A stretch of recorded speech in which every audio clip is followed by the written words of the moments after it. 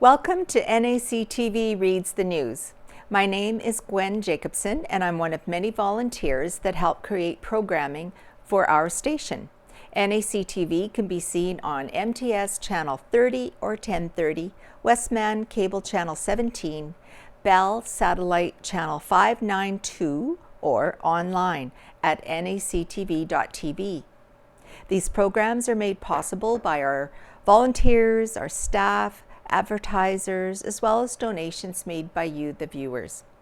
If you are enjoying your NACTV experience, please consider supporting us by either donation or volunteering. You can contact our office at 204-476-2639 or at nactv@wcgwave.ca. Now, this week's edition of the Neepawa Banner and Press is dated Friday, February 16th, 2024. Hopefully everyone had a happy Valentine's Day this week. On the front page, we have a fantastic picture of a cadet at Training Day, which was held at the Neepawa Legion on Saturday, February 10th. Here's a cadet working one of these monitors that we'll talk about. It's entitled Flight Simulator, A Great Experience by Casper Werhan.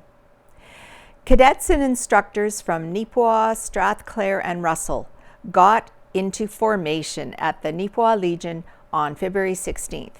The squadrons held a joint training session that day, featuring a variety of segments geared towards air skills.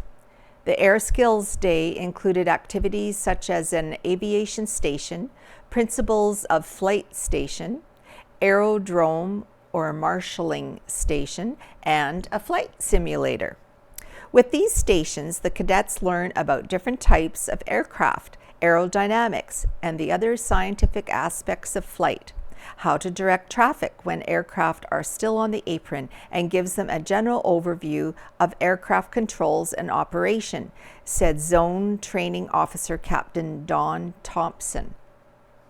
96% of jobs in aviation are air support, such as air traffic control, while 4% are pilots. So this day teaches them a variety of aspects of these jobs and an appreciation for each of them. Thompson added, the flight simulator is simple, but gives them an idea of what piloting may be like. It gives them a place to start. And it goes on to say, while this vast knowledge is valuable, flight simulators in particular are a bit of a rarity. As such, cadets who were both experienced with flight simulators or new to them were thrilled to have it available. As a first-time user, it was pretty fun and it felt pretty easy to use, said a Neepawa cadet. It's helped me majorly with what I've learned so far.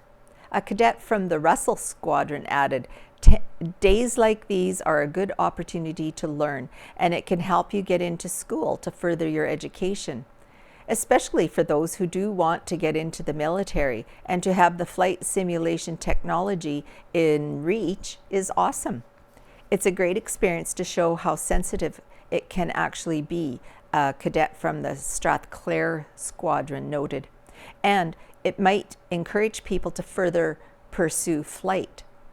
It's this usefulness and utility in expanding a cadet's skills that has Neepawa's cadet program seeking to purchase a flight simulator of its own. In collaboration with the Neepawa Legion, a sponsor of the Neepawa Cadets, fundraising is currently underway for this equipment. Paper planes are great, but you've got to get computerized to reach today's youth. It's cutting-edge technology, said Thompson. The flight simulator is projected to cost $4,000 to $5,000, since we are looking for something compact, portable, and affordable. We want to be able to take it to legions or schools and give them an understanding of what we do. This Air Skills Day was also an important part of the No. 9 Squadron's ongoing regrowth initiative, in which it is training new staff alongside cadets to regain program strength in the community. So this day is as much about the cadets as it is the instructors. We want to develop and retain staff so that we can continue to grow, said Thompson. Donations to the Legion for the purpose of supporting the flight simulator can be facilitated by the number 9 Neepawa Squadron by contacting them at 9air, as in AIR, so 9air at cadets.gc.ca. Anyone wishing to learn more about the Air Cadets program is asked to visit cadets.ca or drop by a training night. The number 9 Neepawa cadets train every Thursday night at the Royal Canadian Legion Hall in Neepawa from 6 p.m. to 8 p.m. Well, that's fantastic. And there's another picture here. A group of cadets focus their attention as an instructor takes them through the knowledge available at the aviation station during the Air Skills Day held on February 10th. This segment introduced the cadets to the different types of aircraft, aircraft gear, and more. That's wonderful.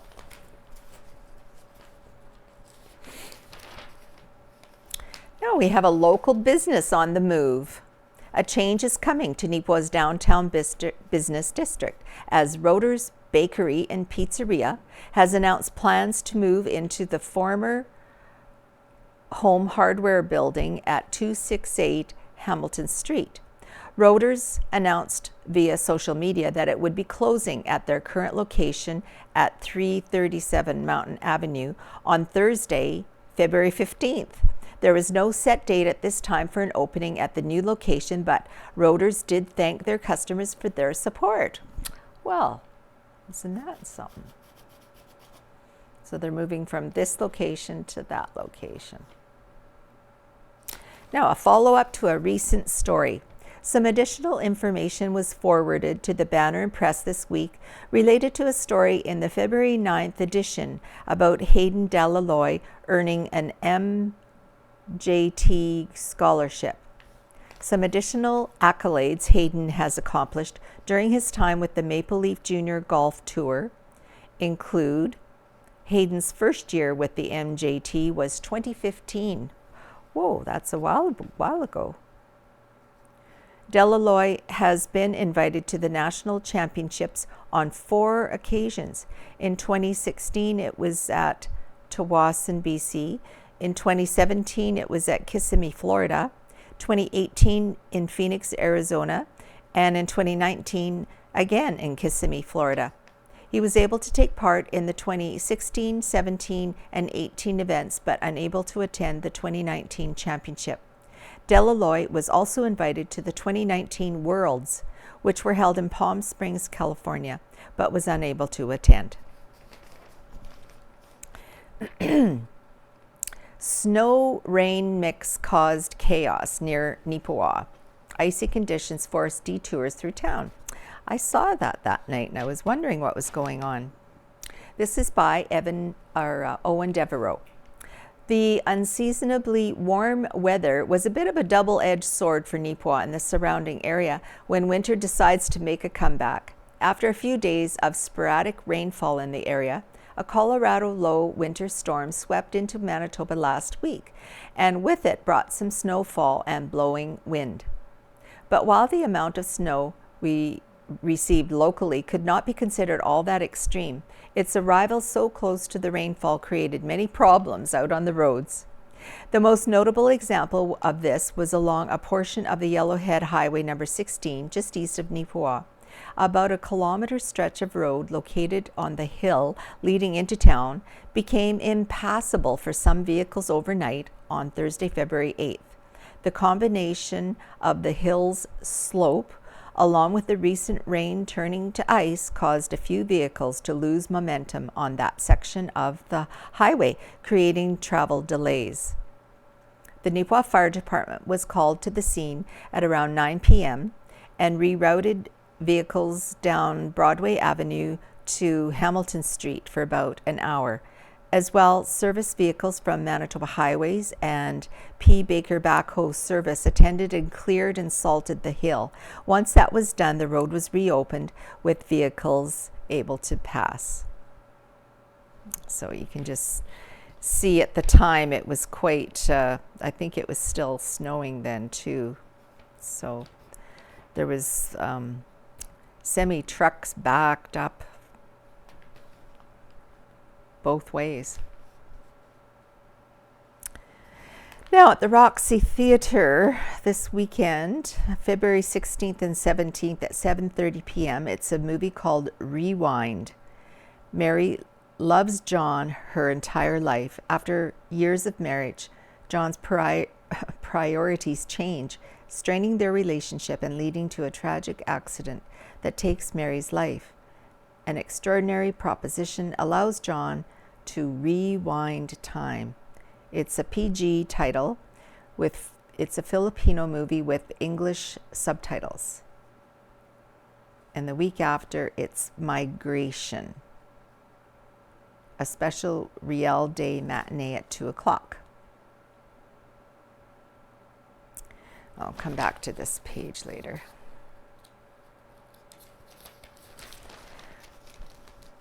So, Helen Drysdale, out of Helen's Kitchen this week. It is about spinach. Spinach is thought to be native to ancient Persia. From there, it migrated to India and to China. The Moors, M-O-O-R-S, brought it to Spain. They in turn brought it to England and France in the 14th century. It became very popular there because it grew in spring when no other vegetables did in that period of history. It did not take long for it to be grown and eaten all over the world. We experienced gray-haired folk knew spinach through the cartoons of Popeye the Sailor Man. Many viewers can remember the line, "I'm strong to the finish 'cause I eats my spinach. I'm Popeye the Sailor Man." Popeye the Sailor was originally a cartoon character in the comic strips created by Elzie Chrysler Segar. In 1933, he adapted Popeye into a series of animated cartoons to be shown in theaters. At the time Popeye was created, German chemist Erich von Wolff in the 1870s did a measurable study of the nutritional composition of vegetables. But when it comes to spinach, Wolff misplaced a decimal point so that spinach appeared to contain 10 times more iron than it actually did, more iron than any other food. Thus, spinach became famous throughout the world, considered a must for bodybuilders, as the belief that eating spinach would result in large muscles and greater strength. So it is no wonder when Popeye was created, spinach was picked as his superfood of choice. It was not until 1937 that the misinformation about spinach was corrected. But Popeye was wildly popular at the time, so it was not changed. When Popeye's reputation with eating spinach came out in the 1930s, it increased North America's spinach consumption by 33%. Is spinach really the superfood that Popeye led us to believe? Yes, but conditionally. Spinach is a great source of vitamin A, vitamin C, vitamin K, riboflavin, and vitamin B6, vitamin E, calcium, potassium, dietary fiber, magnesium, manganese, folate, and iron. Unfortunately, the iron in spinach is not readily absorbed by our bodies, so weightlifting is still the answer to having big muscles. Popeye's muscles were possibly the result of bench pressing Olive. That was his girlfriend. In 1949, when Birdseye introduced frozen vegetables, spinach was the first frozen vegetable to be marketed. Frozen spinach is blanched before freezing, so it is safe to eat without cooking. Frozen spinach is best if partially thawed before cooking, and always thaw in the fridge. For fresh spinach, do not overcook it. Cook just until it's just wilted. Add a squeeze of lemon juice at the end to add brightness to the flavor.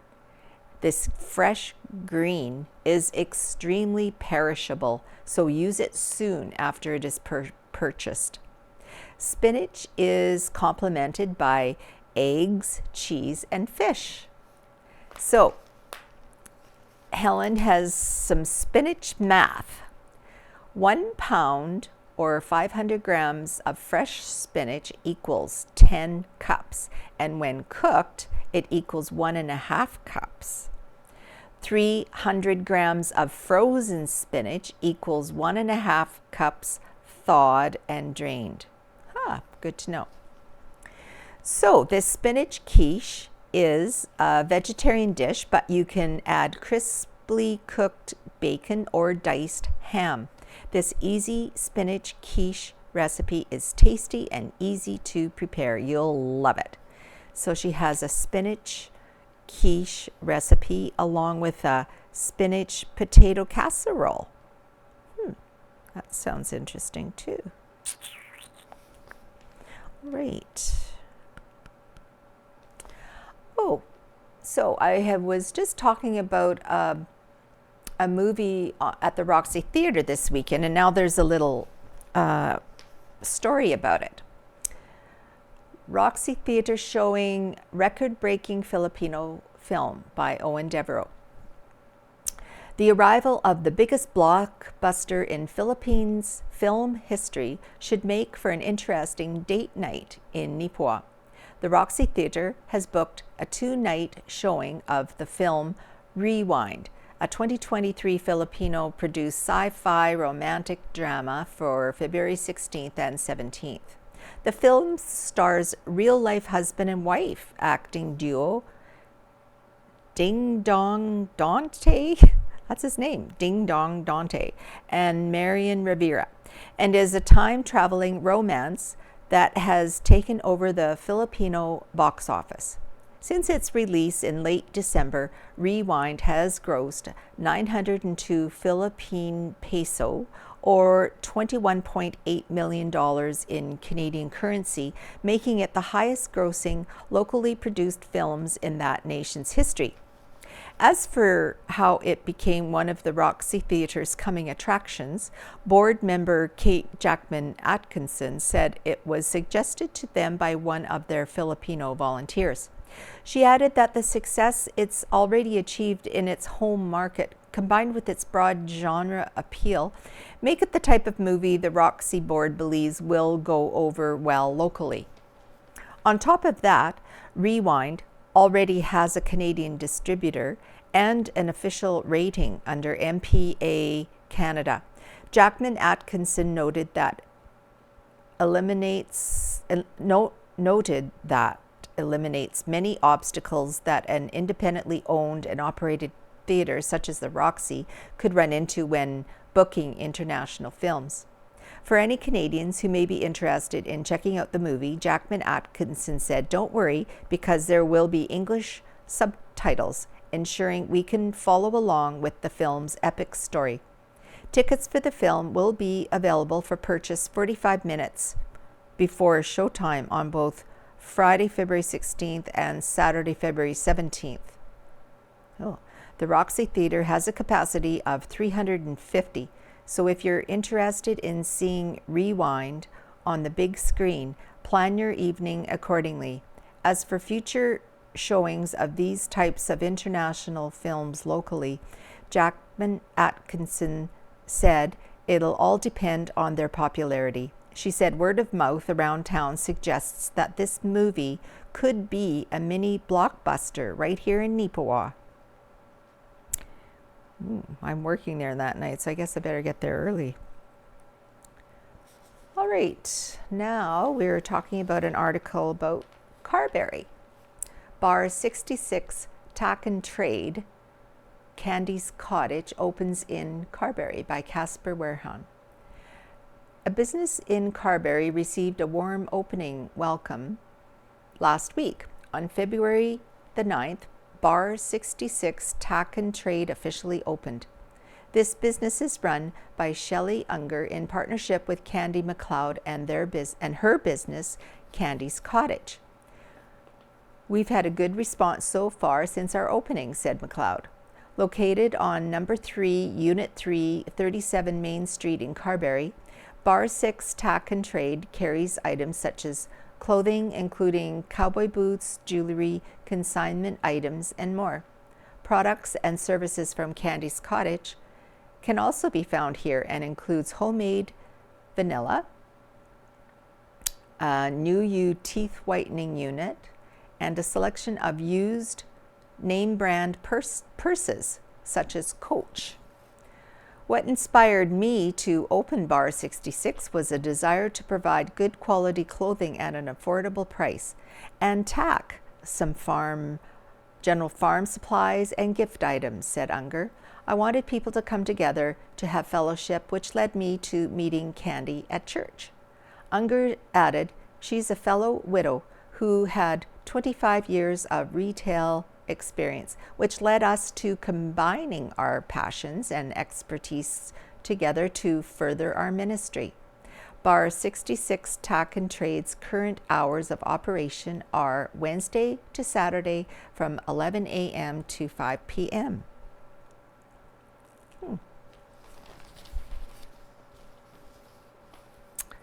Well, another new store in Carberry, Spruce and Spud Thrift Shop in Carberry by Jolene Belsunis. In November of 2023, Carberry welcomed a long-awaited thrift store to Main Street.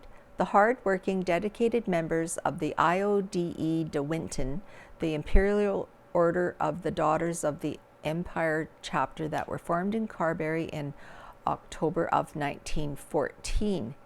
The IODE dedicated many years to provide our biannual traditional rummage sale.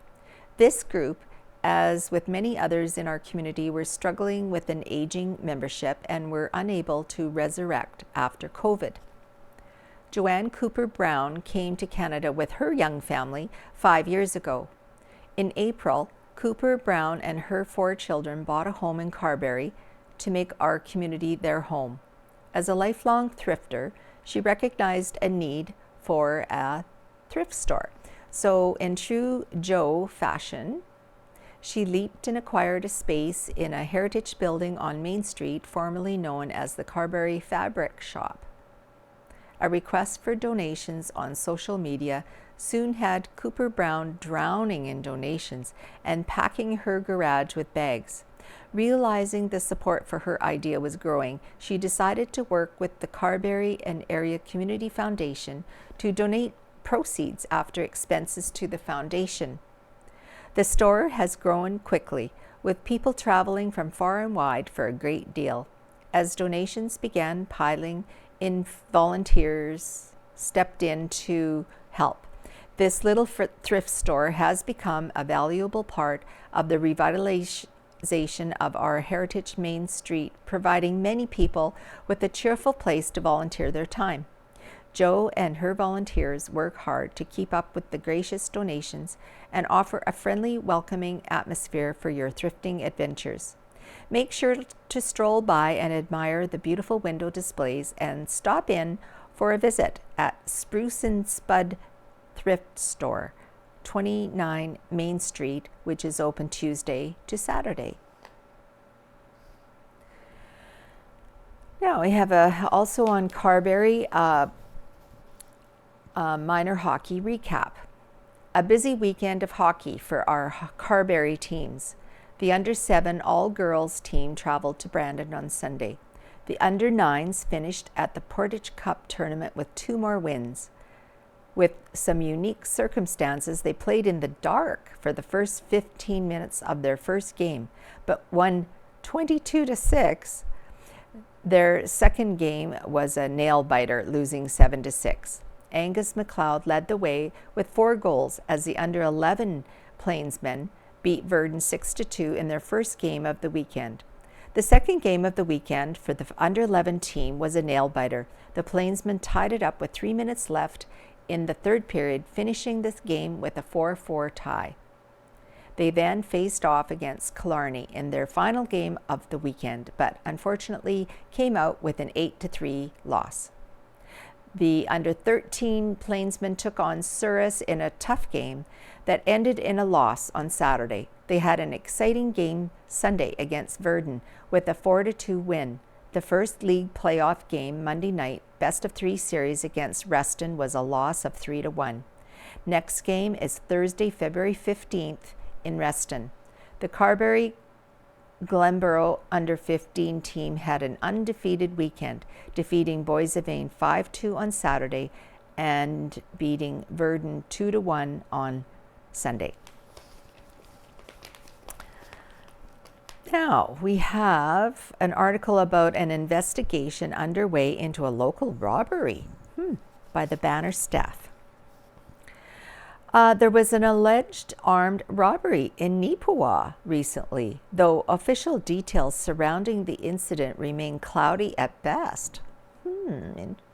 On the evening of Thursday, February 8th, a supposed armed suspect entered the Subway restaurant in an attempt to make off with a little bit more than a foot-long sandwich. Rumors of an assault have also been circulating across the community, though there is no confirmation of such an altercation happening at this time.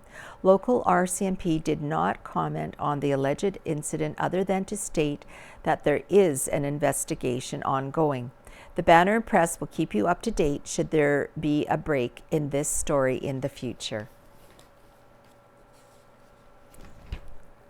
Now, we talked last week about this beautiful heritage building in Gladstone, a final farewell to the Galloway in Gladstone. The community of Gladstone began to say its final farewells to its historic The Galloway building on Wednesday morning. Demolition crews began their careful work of taking the building down that morning. Following a tragic fire in December of 2022, the Galloway suffered internal damage, which rendered the demolition necessary. Oh, so sad. So here we have the front of the Galloway as it appeared that morning, I guess after the fire. As can be seen, a portion of the rear was already torn down at the time of the photo. Here we have a close-up as more brick is carefully nudged out of place. And this is a rear view picture of the Galloway during the demolition right here. Okay, a couple of bonspiel pictures. Wellwood mixed curling bonspiel results by Jolene Balciunas. A event, first place with a $300 cash prize was the Craig Adrianson rink. So that would be this group here. Second place, $200 cash prize was the Travis Olmsted rink, and that is who this is. B event, first place, $200 cash prize was the Mike Clements rink. Second prize for $150, Eric Schneider rink. In the C event, first place, $150 cash prize, the Troy Graham rink. In second place with $100 was the Andrew Link rink. Okay, and another picture of curling. Strong showing for Gladstone's Team Stewart at Curling Provincials by the Banner staff. It was an impressive effort that was put forth by Team Stewart of the Gladstone Curling Club at the 2024 Viterra Men's Curling Championship in Stonewall. The team was able to put together a 6-3 record in the round-robin portion of the event, which moved them into the double knockout playoff round. Stewart's side would make it all the way to the 3-4 page playoff before being bested by Jordan McDonald, who won on a shot with his very last stone. Team Stewart consists of Alan Christensen, lead, Jason Vanel, second, Eric Zamrakut, third, and Jeff Stewart, fourth, and Trevor Calvert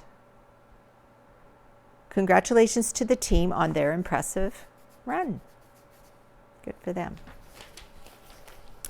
So Neepawa is hosting another winter festival. It is bigger and brighter. By Owen Devereaux. Neepawa Winter Festival is going to provide a whole different and exciting experience for families in 2024.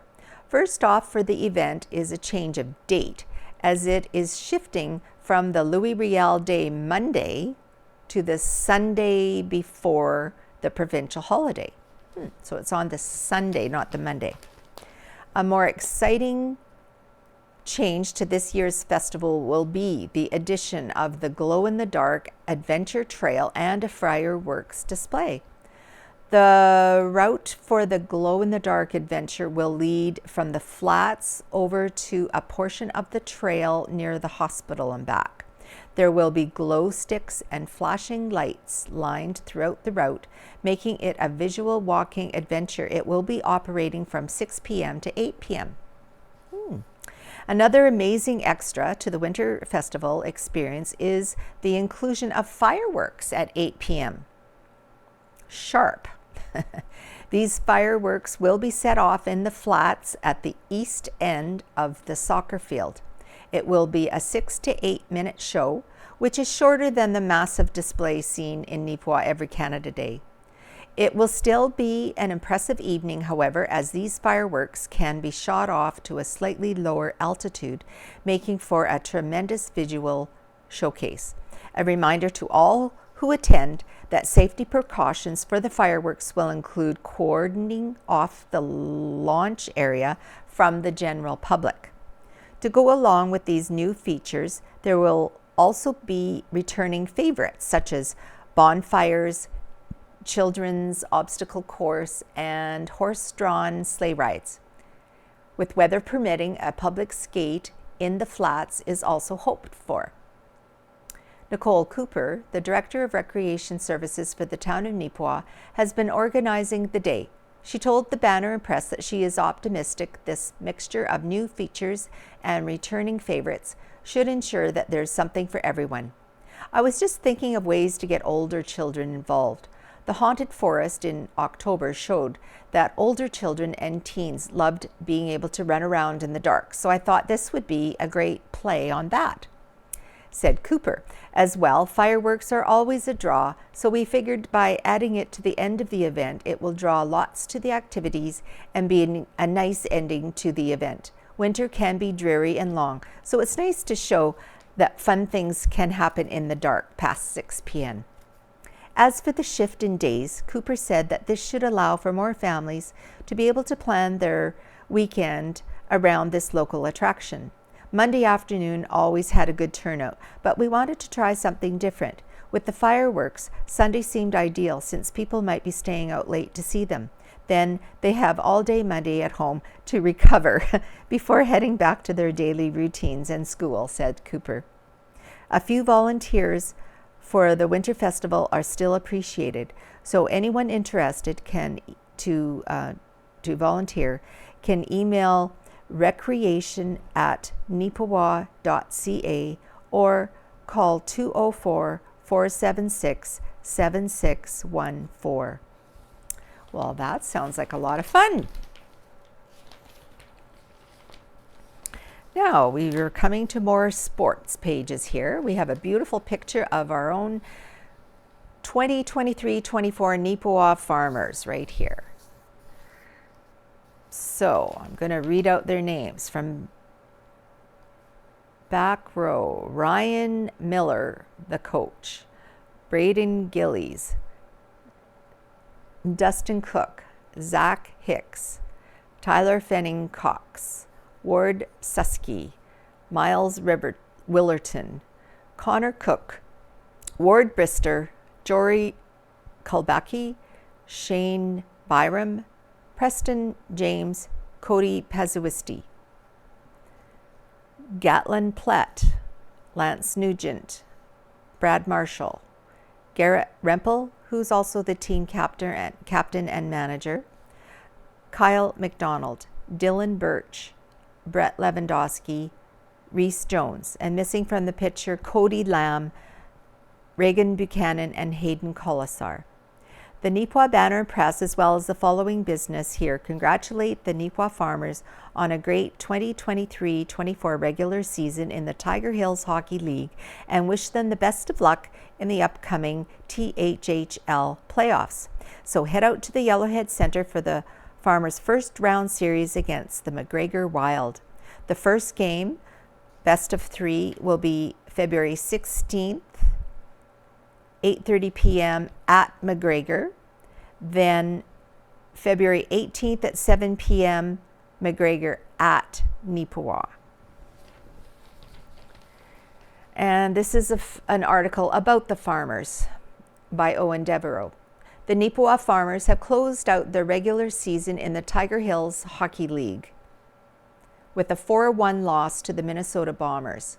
Lance Nugent scored the lone goal for Neepawa on Friday, February 9th, while Patrick Contratuto had 2 goals. Cody Poland and Matt Saylor all scored for Minnesota. The defeat dropped the Farmers into 5th place in the East Division with an 8-10-0 record. The Bombers, meanwhile, closed out their season with a 15-2-1 record, good enough for 2nd place.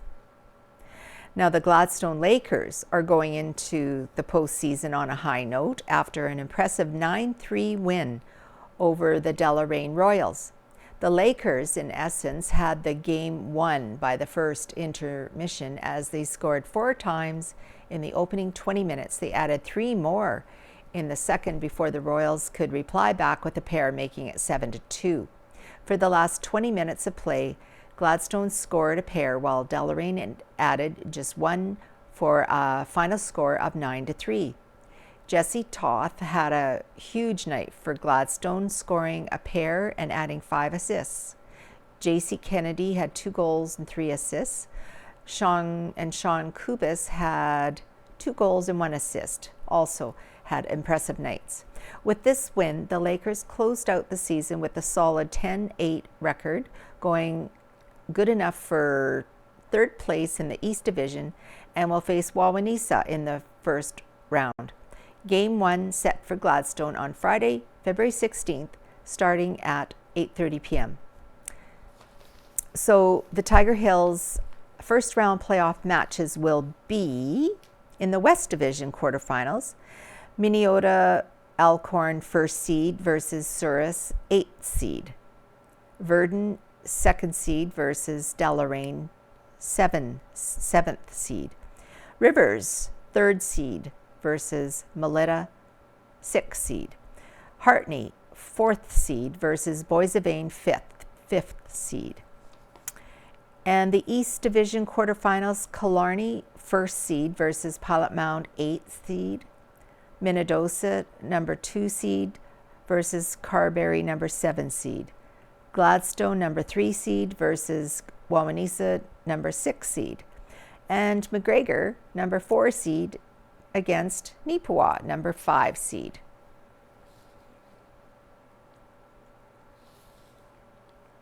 Okay. Again with hockey, this is Neepawa Tigers High School Hockey by Owen Devereaux. The Neepawa Area Collegiate, or NACI Tigers, are on a tear as of late, having won 7 in a row and 12 of their last 13 games in the Westmen High School Hockey League. Their most recent successes came on the road with games against the Verdun Golden Bears and Major Pratt Trojans. The first of these matchups was against Major Pratt on Wednesday, February 7th, and saw Ryland Bray score the shootout winner for Neepawa in a 6-5 win.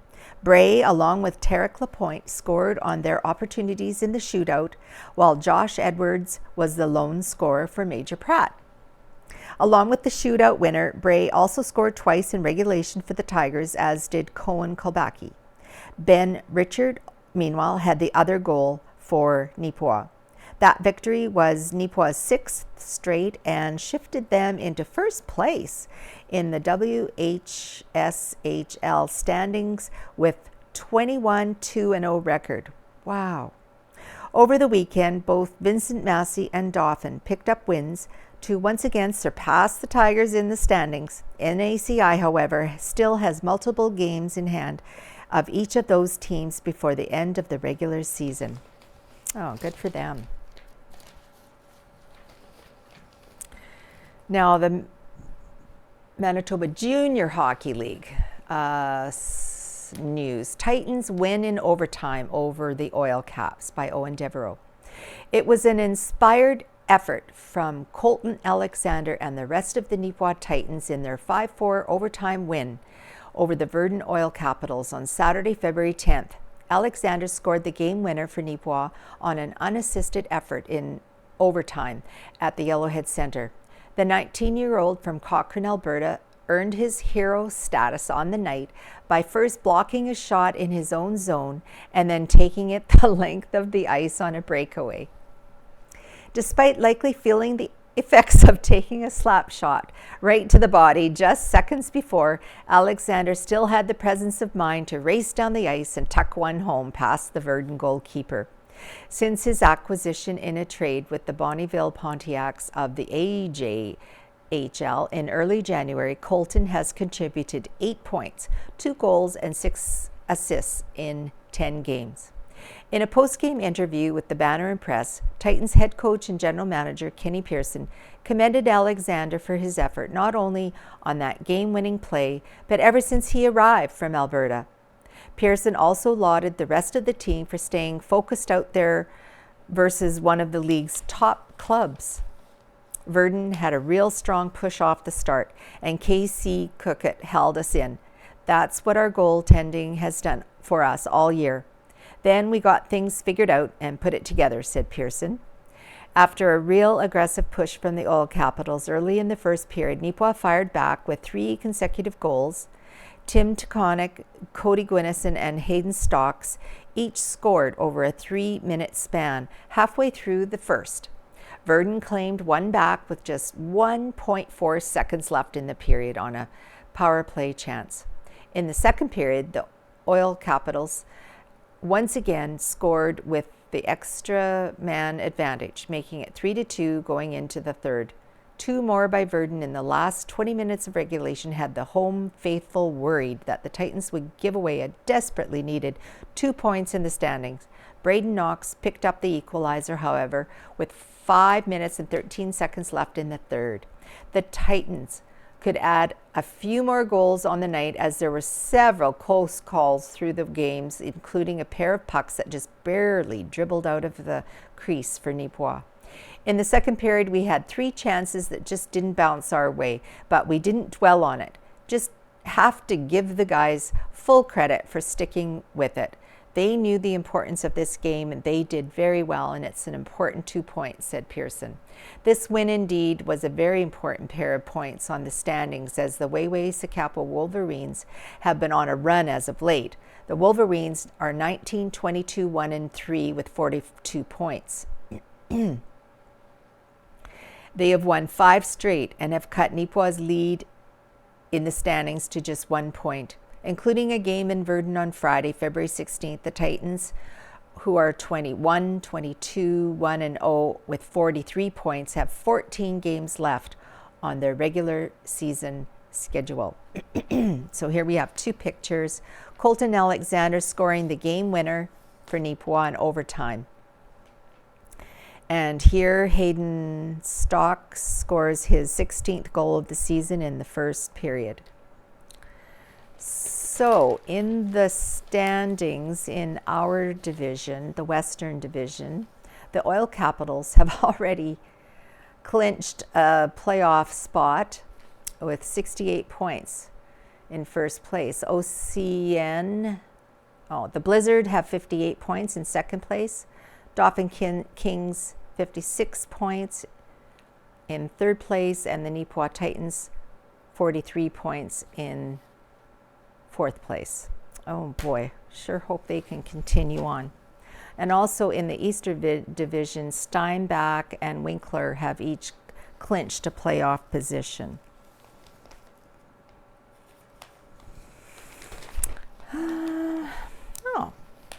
Here we have an old picture inside the Neepawa Sports Arena. This photo, submitted by Dave Bennett, shows a small group of rink rats warming up on the ice inside of the old Neepawa Sports Arena. The Neepawa Sports Arena was featured in the January 12th, 2024 edition of the Neepawa Banner and Press. Now, this photo was either taken or printed out in January of 1955. Names for the individuals seen on the ice or those watching from the sidelines were not available. Another old picture. G. Martin collection photos. These photos are both from a collection pertaining to Gus Martin and his family. Pictured at right is Gus's son, Dave, as he stands behind a valve puller that Gus invented. This was at the Neepawa CNR Roundhouse in approximately 1927. It's always interesting to see those old photos. Here we have a picture of a fishing derby held in Rapid City by Jessica Coulter. What wonderful weather for a fishing derby. Rapid City and District Wildlife Association hosted their 15th annual fishing derby on February 10th, 2024 from 10 a.m. to 2 p.m. It was a wonderful turnout with 56 adult entries, and there were 15 kids fishing for free as well. Each person competing in the derby was allowed up to 3 fish for their entry into the competition. Entry included a free hot dog lunch. The winners of the kids fishing derby were first Lily Turner with 3 fish weighing in at 2.1 pounds. Second place, Emery Cronkite with 1 fish weighing 0.7 pounds. And third place, Aubrey Cronkite with 1 fish weighing 0.5 pounds. All the kids got prizes in the end. With all the donations, the kids each walked away with a couple of items related to fishing, such as lures.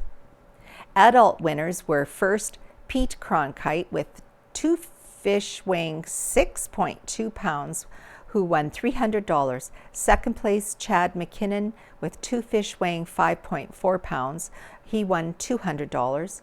And third place, Jaron Orr with 3 fish weighing 4.5 pounds, who won $100. Jaron Orr also won a separate prize for catching a walleye weighing 0.1 pound.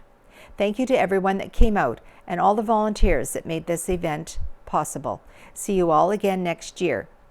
Jamie Richter, Rapid City and District Wildlife Association President, said, "Our first time back after 3 years, and it was a fantastic turnout. It was great to have our river back after a 3-year break.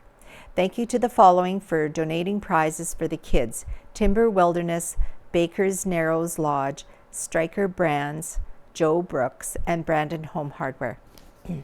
So here we have a picture of Bob Christie, Wildlife Association treasurer, checking the weights on all the fish. That's a good one. Pictured up here, a pair of participants in the fishing derby relaxing on the frozen ice. And here, the top 3 kids for the fishing derby: Lily Turner, Emery Cronkite, and Aubrey Cronkite. All right, so we'll go back where I didn't read a couple of things. I can turn the page. There we go. All right, we'll read Homebodies by Rita Friesen. It's called Not My Habit Yet. Friday night supper with family has become somewhat of a habit if our schedules allow. It gives us a couple of hours of catching up, home-cooked food most times, and a chance for the great-grandchildren to come to become comfortable with the old lady who has a black dog and a stash of chocolate. The girls arrived first, and as we were discussing weekend plans, I casually mentioned that I was going to the hockey game later that evening. With who? Was the immediate question. I explained that I had noted on social media that Minnedosa was playing here against the Farmers, and I decided to go. There was a moment of stunned silence. When her partner arrived moments later, almost the first thing she mentioned was that I was planning to go to the hockey game. An immediate, "You were going with?" followed. The reply was the same. "By myself." Again, there was a moment of stunned silence. The rink is 2 blocks away, I explained, and I could simply walk down there and watch the game. I will admit that there was a note of surprise in the ticket taker's voice when she acknowledged me. It was a good game. From where I sat, I was rooting for the visitors. The gentleman coaching is a friend of mine. Will I go again? Possibly. And I can't wait to see the kids' reactions when I tell them what kind of tattoo I'm getting and where. I'm days away from turning 78. I have adjusted to living alone. I am not afraid of anything. Well, I did have an increased heart rate when Airy, my faithful watchdog, launched off the bed at 3 in the morning, barking a warning at what I have no clue. I have nothing to lose by being by myself. Life is precious, time is fleeting, and so I am making some lifestyle changes. For a starter, I canceled my TV channels. That's not as life-changing as I thought, for I have a very smart TV set and can watch countless shows for free, and I have kept Netflix. I have also stopped crushing candy, a game in which I can easily lose hours. I have become adept at watching the news on my computer and finding challenging word games to play. At least I'm learning. I am slowly changing the foods I eat. My doctor's question of whether I wish to control borderline high cholesterol with diet or tablets was for me a no-brainer. Diet it is. I have eliminated a vast portion of the snacks I felt I needed. I eat at home more. I drink more water. We'll see. I discovered back in November that I have a lazy right leg, and the left leg got tired of carrying an unfair amount of the load, and a little muscle right behind the kneecap went into full revolt. I am doing my physio exercises and I am improving. I have always relied on daily activity and walking as my full regimen of exercise. So, habit of the past or not, I am stretching those muscles and strengthening that right leg. Hockey games, though, never too old to learn a new habit. Good for you, Rita. Now, Neil Stroshine, Faithfully Yours. It's entitled Your Gifts, Your Choice, Part 2. If you read my column from 2 weeks ago, you will recall how I calculated the true value in time and energy invested of donations we make to a church or registered charity. You will also recall how much I value every donation that you share with your charity of choice. Last week, I offered some suggestions to help you set an overall giving goal for the year. This week, I offer some suggestions on how to choose the charities you support. These are guidelines I follow when setting my giving goals for a new year. First, I choose charities with whose core values, philosophies of service, and objectives I fully agree.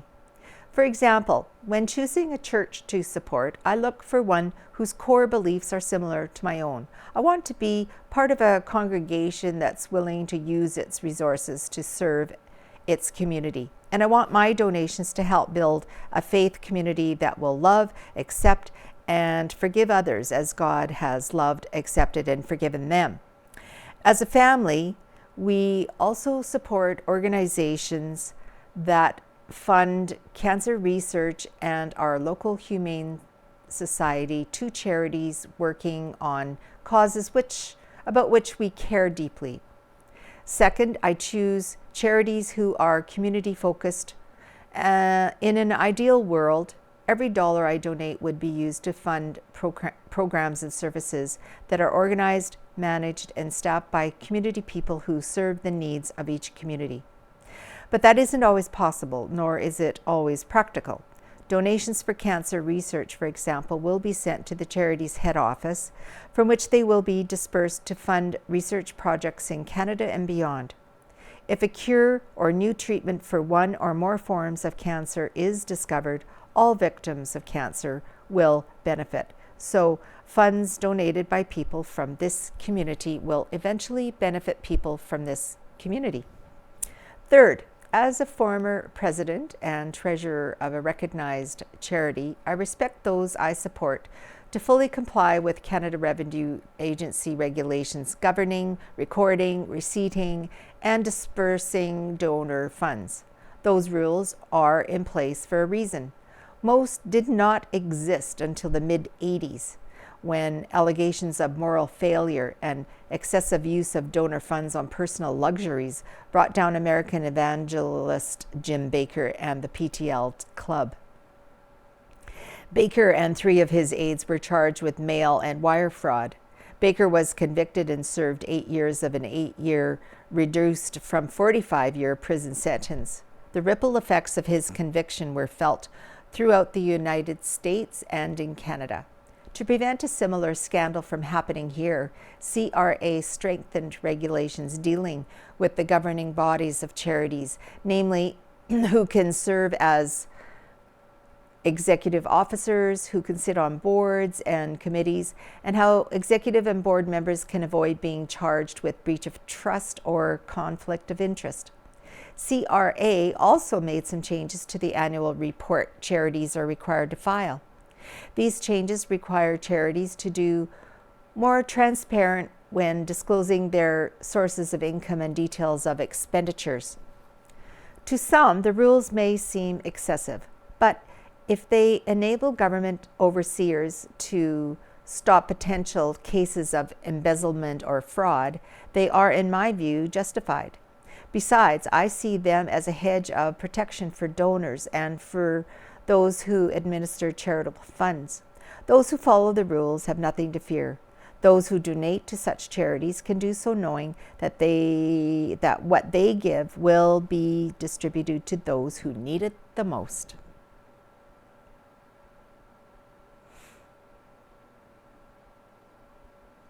There's a Gladstone cattle market report here by Tyler Slawinski. Snow, sleet, and rain in February might just be a blessing in disguise, as some experts are forecasting a drought in certain areas.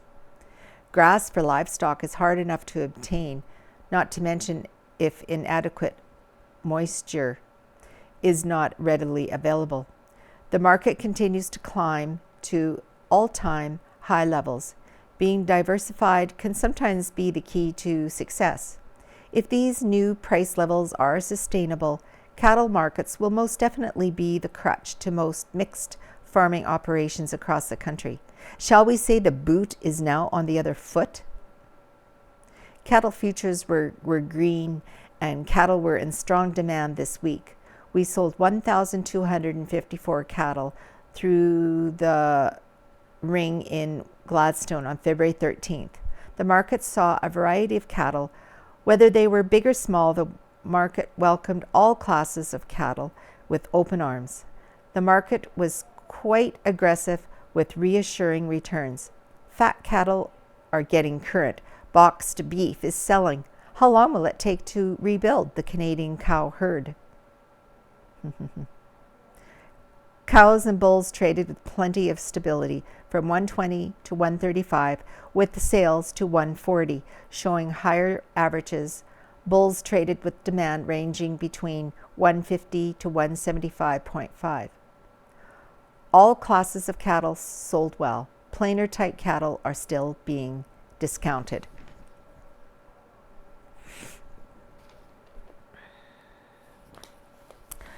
Now, Ken Waddell's right in the center. His is entitled Observations and Complaints.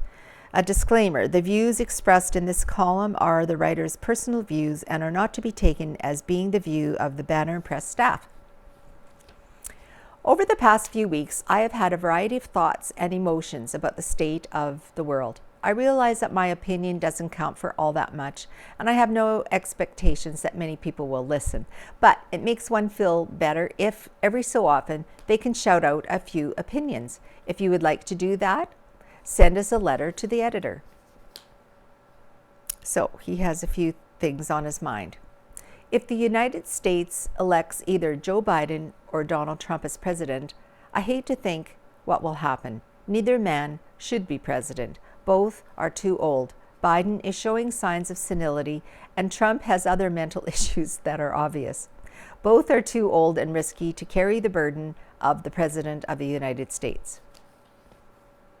The amount of money spent by political campaigns is obscene in the U.S., where politicians will spend hundreds of times the salary just to get elected. If you look at the net worth of presidents when they go into office and compare it with their net worth when they leave office, it seems they gather a lot of wealth from somewhere, and it isn't the salary. In the U.S., they elect every position from judge to dog catcher to state and national senators and House reps. How can you have an impartial judge who is elected? Might happen, but it's questionable. It's time to change the governing party in Canada. The Liberals have outworn their shelf life by a long way. Justin Trudeau isn't half the man his father was, and many of us who remember the senior Trudeau weren't too happy with him either.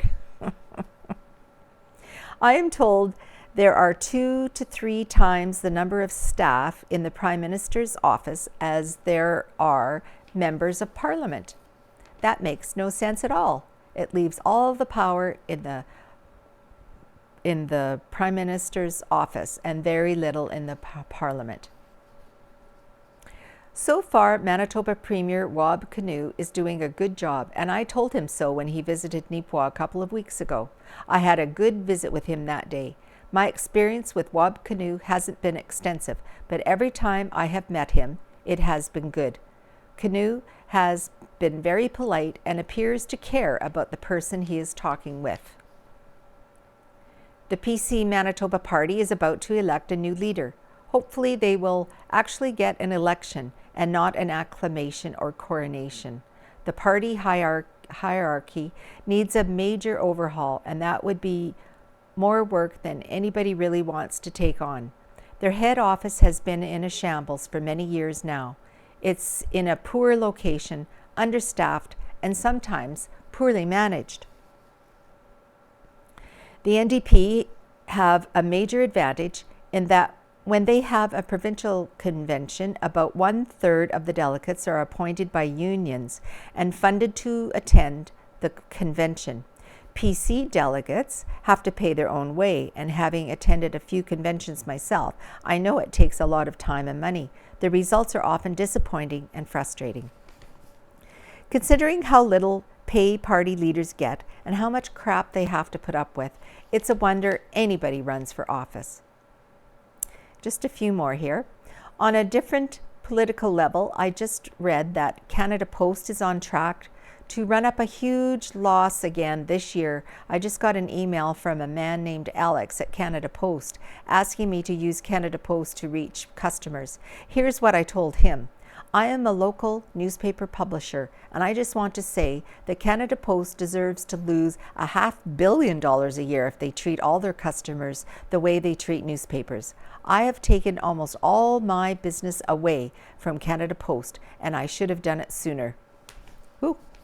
Canada Post has fantastic local staff. The postmasters do a great job in my experience.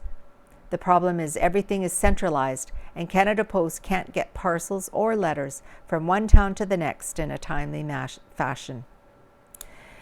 Lastly, that's about enough complaining for this week. I hope you all have a good week. There's only so much an individual can do, and may God bless you and yours as you do your part to make the world a better place. All right, so the last thing to read here is looking back. And we have at the top, 1974, former Neepawa resident posted with Saskatchewan in the RCMP. And here we have a picture of Bruce Bremner of Neepawa as he appeared in the February 14th, 1974 edition of the Press. 20 years old at the time, Bremner was announced in that paper to have been posted to Hudson Bay, Saskatchewan after completing his RCMP schooling January 28th, 1974, and training July 18th, 1974.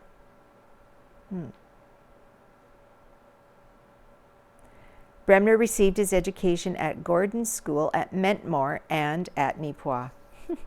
What a handsome fellow. All right, 125 years ago, February 4th, 1899, Catherine Gray is to create the role of the heroine in George H. Broadhurst's new comedy, The Last Chapter, in New York early in March. 100 years ago, February 15th, 1924, in Arden, our townspeople got a rude awakening early Thursday morning by the alarm of fire being raised. Foreman's store and the Bates house being entirely consumed by the flames. Workers were on hand, but nothing could be done to save those two buildings. But timely assistance saved the store of E.G. Hipwell from destruction. The origin of the fire is unknown. In Franklin, while Alex Rapko was cutting wood on his place at Mountain Road a few days ago, he heard noises which upon investigation proved to be the whining of bear cubs in their den. Intrusion was resented by the mother bear, and she was dispatched with a rifle. 3 cubs, 2 black and 1 brown, were gathered in and taken home where they are being cared for, but Alex would not mind disposing of them. If anyone wants a pet, here's a chance to get one. 75 years ago, February 17th, 1949, a very interesting day was held on Friday in the IOOF Hall. The day's proceedings were sponsored by the local Oddfellows Lodge in conjunction with the National Film Board. T. Davidson, representing the Film Board, and Mr. Woodsworth, Regional Director of the Film Board, were present. Films were shown in the morning for the school children of all ages, and in the early afternoon, 3 films, which were very important to the ladies and the teenage girls under the direction of Miss Heighton of the Health Unit, followed by films for the boys. Now, 50 years ago, on Valentine's Day, 1974, it was a unique occasion at the meeting of the Neepawa Lions Club Wednesday night, February 6, when 3 members of the Murray clan were honored for long service for the club. Presentations of special awards were made by visiting District Governor Bruno Neufeld. Note, the recipients were Percy Murray, Earl, and Gerald. 20 years ago, February 16th, 2004, the owners of the Hamilton Hotel, gutted by fire 2 weeks ago, will be given a reasonable amount of time to clean up the site, the mayor of Neepawa said last week. The town has already cordoned off the area and cleaned up the street after water poured on the flaming structure and formed a sheet of ice on Mountain Avenue. Valentine's Day may be over, but hopefully love is still in the air. It certainly appears to be for 4 couples who have all marked their golden wedding anniversaries. While the couples have shared over 50 years of devotion to one another, what makes them unique is they're all related. The descendants of Joseph and Elizabeth Popia of Polonia.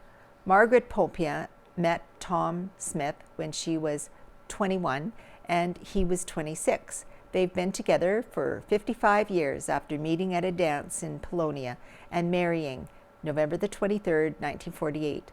Margaret's brother Ben and his wife Mary of Neepawa have been married for 50 years, also marking a 50th wedding anniversary, are Catherine Popian and Douglas Marr of Moose Jaw, Saskatchewan, and Ed Popian and his wife, Nora of Polonia, have been married 52 years.